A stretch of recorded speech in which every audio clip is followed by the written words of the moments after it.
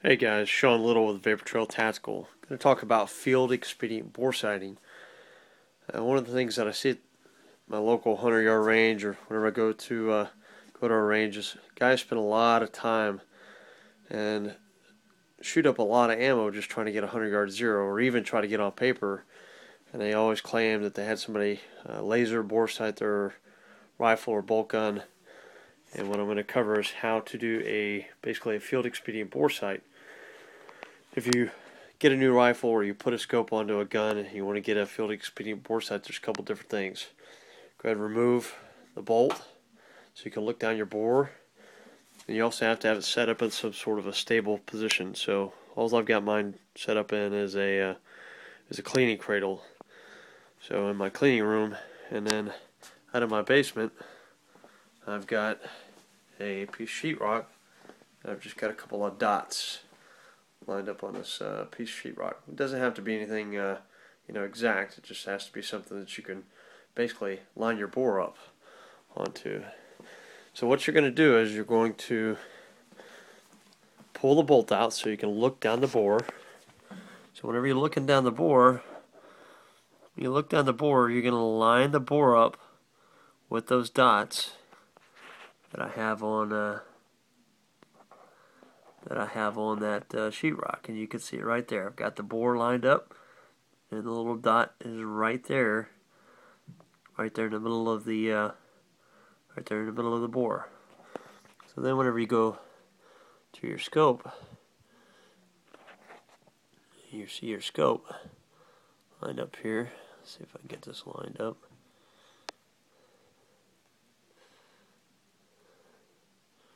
Right there. When you line up the bore, you want to make sure that your reticle, at this short of a distance, I'm only about 10 yards away, so at this short of a distance, I want to make sure that my reticle is lined up about 2.5 inches over the top of that dot.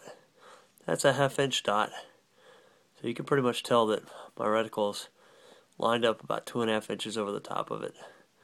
So when you get that lined up, if you need to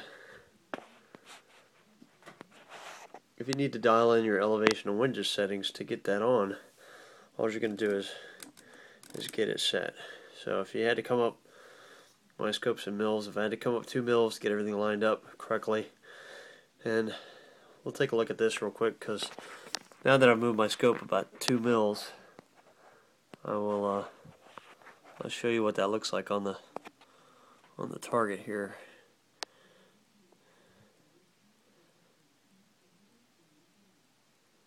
You can see that it didn't really move it a lot. Moved it a little bit, moved it down a little bit.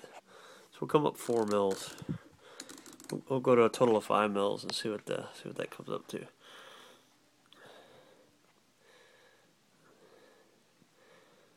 As you can see, it's moving the reticle down. Okay, so it's moving the reticle down towards the dot. So as we go back, okay, that's back to 0. So as you can see, moving that just a little bit makes a difference. Now if you had to make an adjustment, to your scope, to your elevation and windage knobs, and you're doing this at the house, whenever you make those initial adjustments, let's say you had to move it up 2 mils and maybe you're 1 mil off on your windage, just leave them at those settings.